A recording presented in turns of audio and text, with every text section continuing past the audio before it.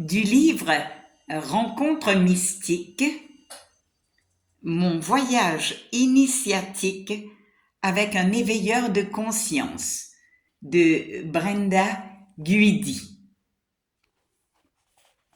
Au chapitre 23. Elle, dans un dialogue avec son maître Amédée. Quand j'ai eu la vision, il y a quelques années, qu'une autre façon d'aimer était possible en dehors des conventions sociales et des relations conjugales, je n'avais aucune idée de la manière dont cela pouvait se traduire. J'ai du mal à réaliser que la relation spirituelle que je vis avec toi est en fait cet idéal dont j'ai eu la vision. Un amour qui n'a rien à voir avec une relation ordinaire entre un homme et une femme. Je n'ai que 24 ans. En écho à mes réflexions, Amédée ajouta : vivre une relation d'amour spirituel est une bénédiction. Un tel amour n'est pas basé sur les sentiments, mais sur la relation d'âme à âme, de conscience à conscience. Une telle relation n'est pas restrictive, ne suscite pas de jalousie ni de dépendance.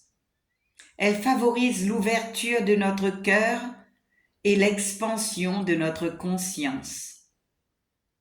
La nature de cet amour est de s'ouvrir sur le monde, d'être plein de compassion envers tous les êtres vivants.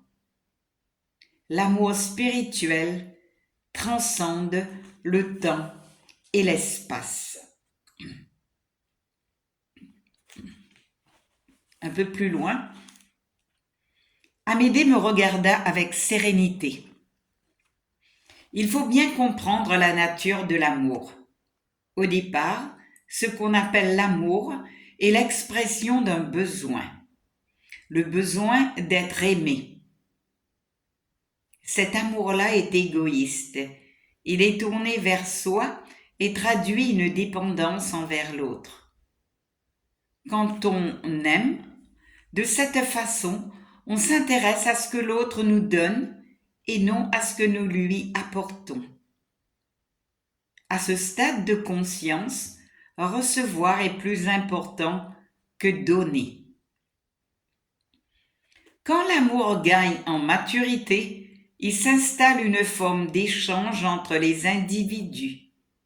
On donne à l'autre tout en attendant quelque chose en retour. C'est du donnant-donnant. Puis, quand l'amour devient mature, il se révèle comme étant l'expression la plus belle et la plus parfaite du don, le don de soi.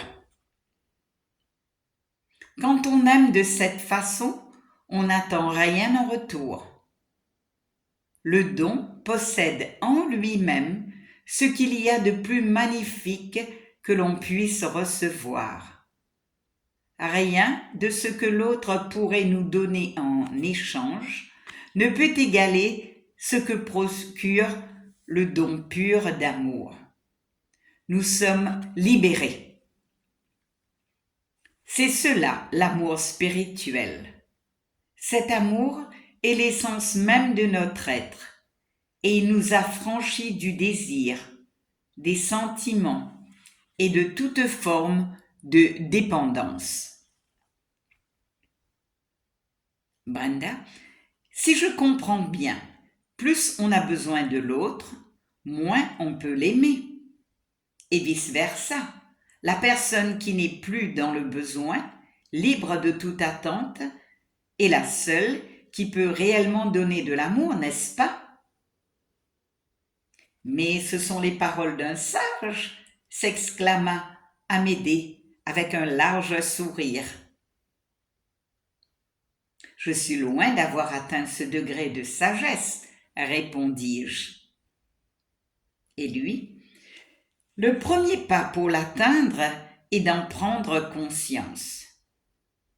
Tu es en chemin et tu as parfaitement raison. Aimer, c'est tourner son regard vers l'autre, vers les autres. L'amour veut dire donner tout ce qu'il y a de meilleur, sans attendre quoi que ce soit en retour. Et en faisant encore grandir cet amour-don, nous parvenons à transcender la sphère émotionnelle et sentimentale pour atteindre la dimension spirituelle de l'être. À ce niveau, l'amour atteint son apogée. Nous avons atteint le stade de l'amour universel. Cet amour-là nous fait ressentir au plus profond de notre être que c'est un pur bonheur que de faire don de sa vie pour les autres, pour le bien de l'humanité. Il n'y a rien de plus merveilleux que le don de soi.